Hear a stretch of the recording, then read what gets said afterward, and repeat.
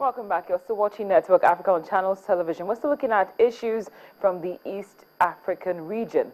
President Barack Obama says the recent elections in Burundi were not credible and has called for talks between the government and opposition. According to the U.S. president, he and his Kenyan counterpart discussed Burundi and are looking to see if a dialogue which could lead to a political solution to the crisis and avoid the further loss of life is possible. On his part, like we showed you at the start of the bulletin, Burundi's Foreign Minister Alain Nyamitwe dismissed international criticism of the election, saying no one can disregard the choice made by the people of Burundi. Well, let's find out what Burundians think about the outcome of the elections. We go live to the capital, Bujumbura, where Mr. Jean-Regis Nduwimana joins us. Mr. Nduwimana, thank you very much for your time. Thank you for having me. It's a pleasure. Now, what's happening in the capital at the moment? What's happening is the entrance of the main opposition figure, Agathon Rwasa, in the parliament, which was a surprising event. As in, he actually set the agenda on the following days. As in, how can we be in the parliament? And he refused the result of the elections. But it's a political game, according to his sources. He tried to position himself between the opposition and the government. So his interest in the parliament was the political event of the day. Are Burundians content with how things have played out so far regarding the outcome of the elections? No, especially the opposition members and some analysts say that how can Agathon Rwasa enter the parliament and he is an anti-third term. So they were not happy, but it's a kind of skepticism in the Burundians' mind. But we know how politics goes in the field, so he has to play both games with the opposition and the government. But the people seem so skeptical since Rwasa is playing a double game. Well, Mr. Nduwimana, thank you very much for your time. We appreciate your input as always right here on Network Africa. Thank you very much.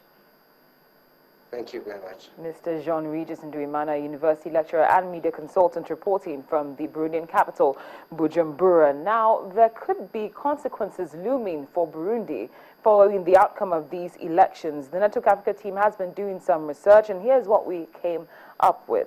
Now, we understand that the deterioration of the socio-economic situation could be even worse. Burundi is already ranked 100th out of the 147 countries according to its Human Development Index, and also there could be an increase in human rights violations.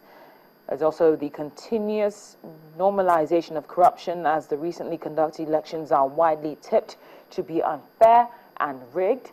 There could also be the harassment of the political opposition and the civil society groups as well. In addition, political violence is also a concern, specifically the activities of the youth wing of the ruling party, who are using tactics of intimidation and coercion in the countryside to ensure a victory for the ruling party.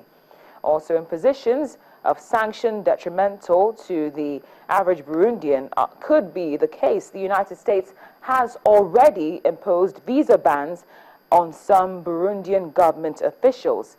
Finally, a partial freezing of project aid cannot be ruled out.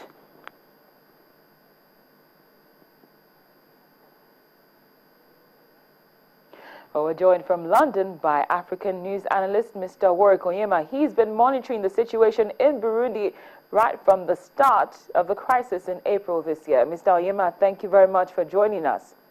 You're welcome. What are your thoughts on the outcome of this election? Well, the outcome was always clear. As long as Nkurunziza refused to step down or step aside, he was always going to win an election that was boycotted by virtually all the opposition to him. Well, so he's won it. You know, that was predictable. Now, do you think anything good could come out of this election? Because we've already seen what the U.S. president has said, saying it was not credible and there could be sanctions in the works for Burundi.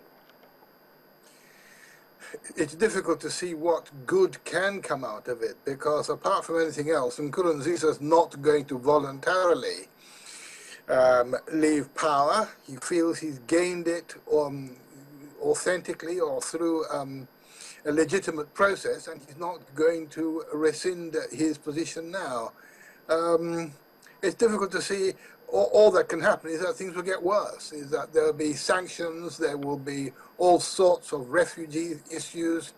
He will clamp down increasingly on opposition. It's difficult to see where he goes or where the country goes from here. Now, Mr. Onyema, President Obama says he and his Kenyan counterpart are looking to see if a dialogue that leads to a political solution to the crisis and avoids further loss of life is possible. What are your thoughts on that approach? It's difficult to see how dialogue can take place.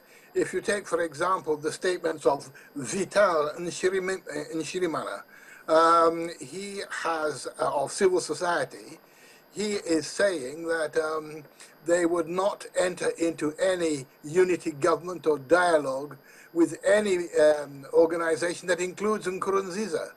So I would say that's a non-starter, because Nkurunziza, as at now,